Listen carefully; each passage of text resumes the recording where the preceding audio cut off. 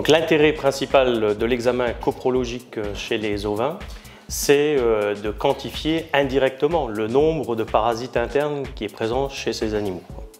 Oui, c'est un outil qui est très performant pour dépister les strongles gastro-intestinaux, la petite douve, les parophystomes aussi. C'est un outil qui reste utile, même s'il est moins performant pour le dépistage de la grande douve et du ténia.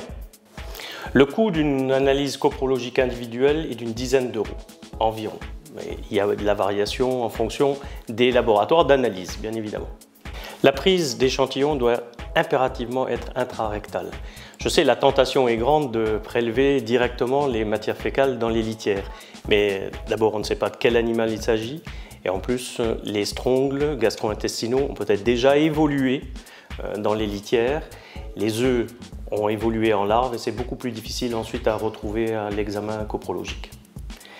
En ce qui concerne l'acheminement des prélèvements, le plus vite, le plus rapidement possible, idéalement dans les 12 heures. Si ce n'est pas possible, s'il faut par exemple envoyer les prélèvements par la poste, eh bien, il est conseillé d'envoyer ces échantillons avec un bloc réfrigérant, justement pour éviter le développement des œufs en larves dans le paquet.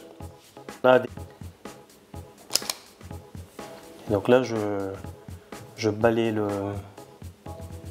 réseau et au fur et à mesure, dès que je rencontre un œuf de strongle ici en l'occurrence, je clique.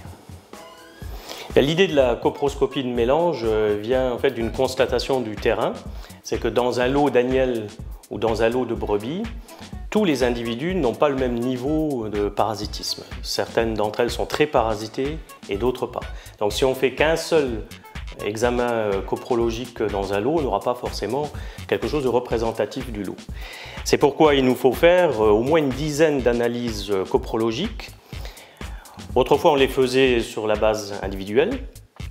Et pour des raisons de coût évidents, ça n'est pas possible en élevage. D'où l'idée de développer une méthode de coproscopie de mélange.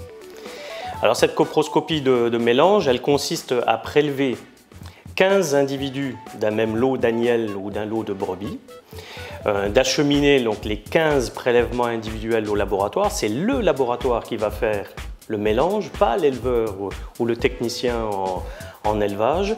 Et à partir de ce mélange, de ce broyat de 15 prélèvements de matière fécale, on en déduit une valeur d'intensité d'excrétion par les strongles gastro-intestinaux. Et grâce à un projet CASDAR parasitisme, on a pu évaluer cette méthode de coprologie de mélange sur 2 années consécutives et sur 19 sites différents en France. Donc on a maintenant des éléments on va dire conséquents pour dire que cette méthode est tout à fait applicable en élevage.